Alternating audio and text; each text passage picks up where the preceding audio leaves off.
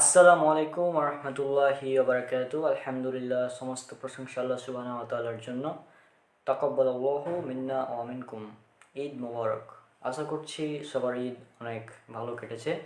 আর আপনারা অবগত আছেন, আগামীকাল অর্থাৎ 12 এপ্রিল 2024 রাত 9টা বাংলাদেশ টাইম, রাত 9টা একটি বিতর্ক অনুষ্ঠান হবে আমাদের ব্রাদার রাহুল ভাইয়ের সাথে আলী হাসান ওসামা। বিতর্কের বিষয় সেটা আপনারা অবগত আছেন যে উমর রাদিয়াল্লাহু আনহু তিনি কত রাকাত তারাবির নির্দেশ দিয়েছিলেন, এ ব্যাপারটা আপনারা সবাই অবগত আছেন। আর আগামীকাল ইনশাল্লাহ বিতর্কটা হবে, তখন বিষয়টা একদম ক্লিয়ার হয়ে যাবে। আর এখানে আমি একটা বিষয় উল্লেখ করে দিই যে আপনি বিতর্কটা দেখবেন নিরপেক্ষ দৃষ্টিতে, মানে আমার মতের বিরুদ্ধে সেজন্য আমি দেখব না, প্রয়োজন নেই, এরকম করলে কিন্তু সমস্যা। আপনি নিরপেক্ষ দৃষ্টিতে দেখবেন, ইনশাল্লাহ সব একদম ক্লিয়ার হয়ে যাবে। একদম নিরপেক্ষ দৃষ্টিতে দেখতে হবে।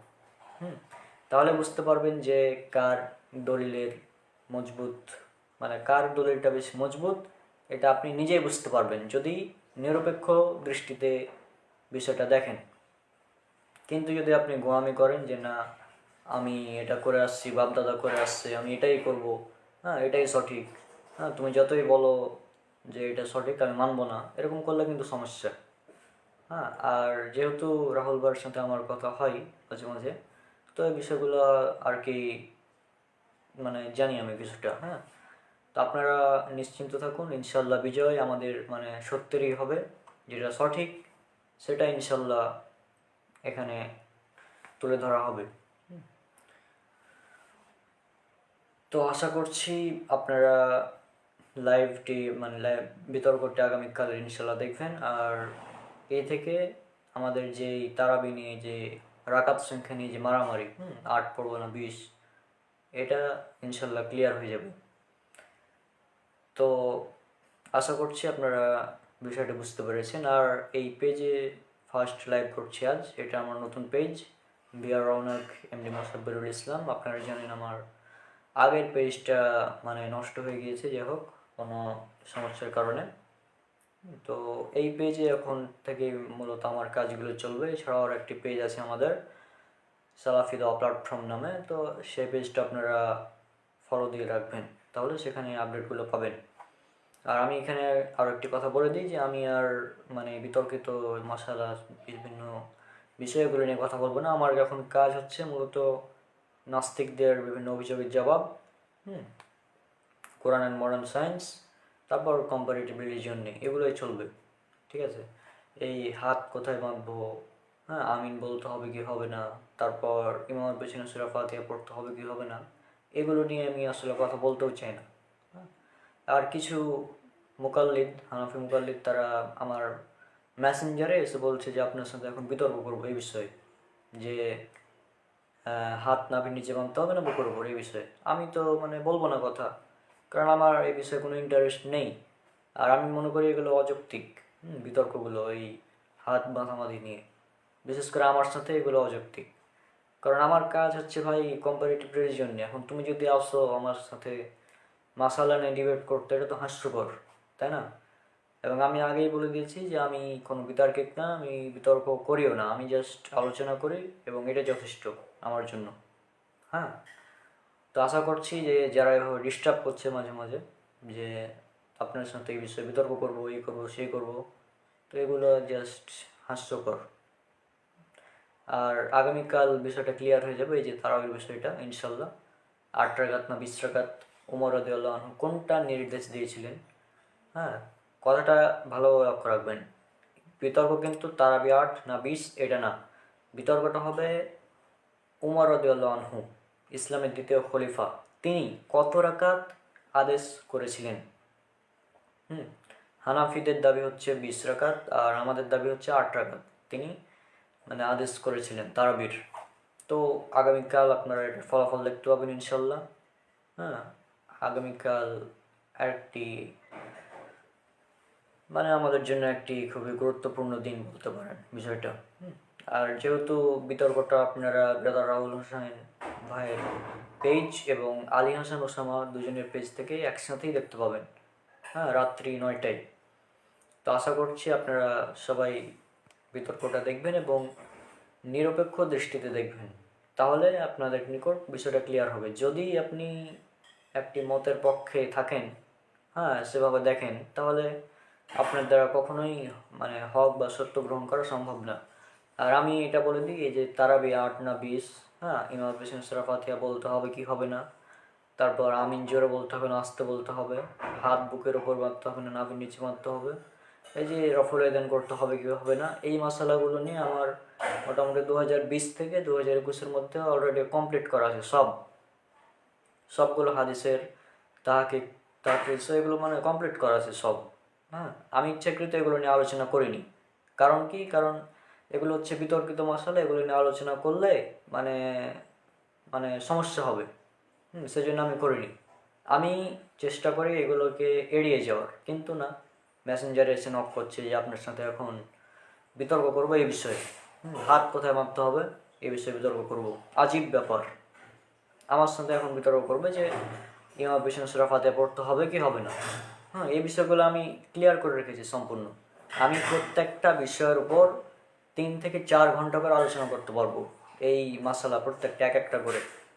হ্যাঁ, ইমাম হোসেন সূরা ফাতিহা পড়তে হবে কি হবে না, এটার উপরে আমি 3 থেকে 4 ঘন্টা আলোচনা করতে পারবো, নো প্রবলেম, সমস্যা নেই। কিন্তু মানে কি বলবো, আর আরও একটি সমস্যা যে আমি আরবি পুরোপুরি জানি না, এই জন্য আরও চেপে ধরে তারা। হ্যাঁ, তা আমি বলেছি যে আমাদের জাহাঙ্গীর ভাই আছে, জাহাঙ্গীর বিন আবু বকর, যিনি আমার বই বিদাত কেন বর্জনীয় এই বইটি সম্পাদনা করেছেন। আমি বলেছি যে ভাই যদি বিতর্ক করতে হয় তো তার সাথে গিয়ে করো, কারণ তিনি এ বিষয়ে এক্সপার্ট, তিনি এগুলো নিয়ে মানে বিতার্কিক। হ্যাঁ, তিনি যেহেতু বিতর্ক করেন তো তার সাথে করো, আমার সাথে কেন? ঠিক আছে।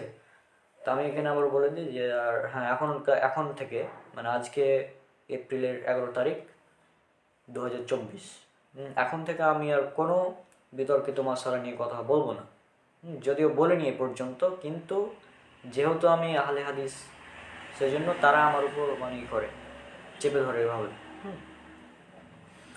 আমি চেষ্টা করি সবসময় বিতর্কিত মশালাগুলো নিয়ে কথা যতটা না বলা অসম্ভব, তো আমি তো চেষ্টা করি। আমার ইউটিউবে চলে যান, দেখুন কয়টা আমি বিতর্কিত মশলা নিয়ে কথা বলেছি, ওই 2-1টা হবে, হ্যাঁ, যেগুলো না করলেই না।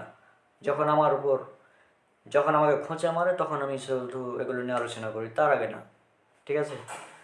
আর আমার মূল আলোচনা তো কম্পারেটিভ রিলিজিয়ন নিয়ে।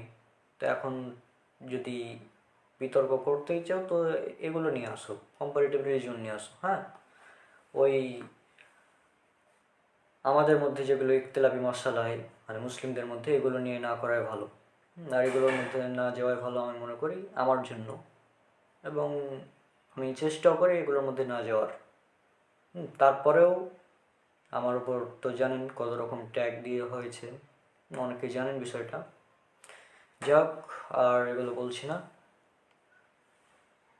তো যেহেতু আজকে মানে আমার এই পেজ থেকে প্রথম লাইভটা টেস্ট করছিলাম আর কি, এই জন্য আরও লাইভে আসা। হ্যাঁ, সব কিছু ঠিকঠাক আছে কিনা। আর আমরা ইনশাল্লাহ আমাদের কোরআন শিক্ষার যে ক্লাস, এই 15টি ক্লাসের মাধ্যমে আমাদের কোরআন শিক্ষার মাদানী কায়দা সেটা কমপ্লিট হয়েছে। আর পরবর্তীতে আমাদের মাহমুদুল হোসেন ভাই তিনি বললেন যে আমরা অ্যারাবিক গ্রামারের একটা কোর্স করব।